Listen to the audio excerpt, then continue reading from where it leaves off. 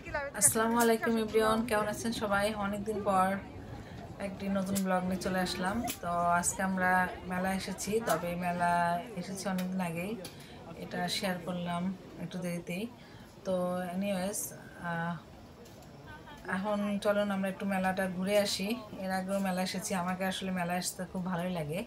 কিনি না কিনি, খাওয়াটা মানে খাবারের জন্য, দেখার জন্য আসি মেনলি। তো চলুন আমরা একটু ঘুরে পুরা মেলাটা দেখি।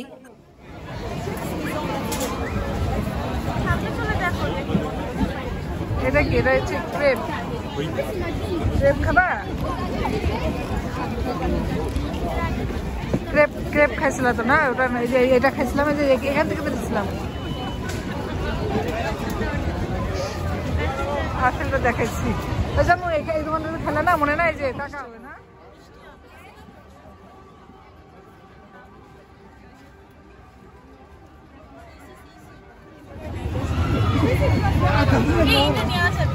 কোনটা? ওরকম সামনে রেখে দিচ্ছে লোক দেখানোর জন্য।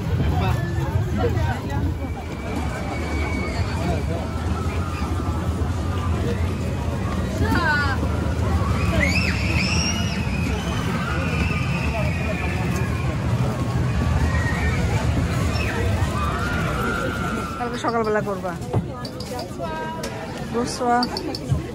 এটা কি? Only with fish,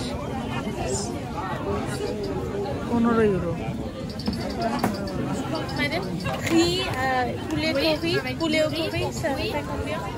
Poulet curry, ça c'est basket. Basket et poulet 15 € le petit. 15 euros le petit. শুধু এটা? 15 euro, মানে দুইটা মিলে। নাকি ওটা নিবা? Et ça? এই যে 15 দেখা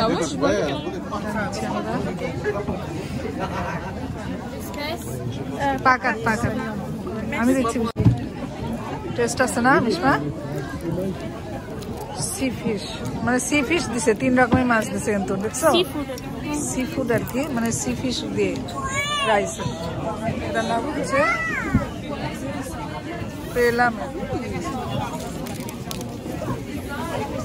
ওখানে তো যেটা দেখলাম সে ফিশ এতগুলো দেয়নি, এখানে কয় রকম ফিশ দিচ্ছে দেখছো? 3 রকম ফিশ। রাত্রেবেলা তো বোঝা যায় না ছবিতে।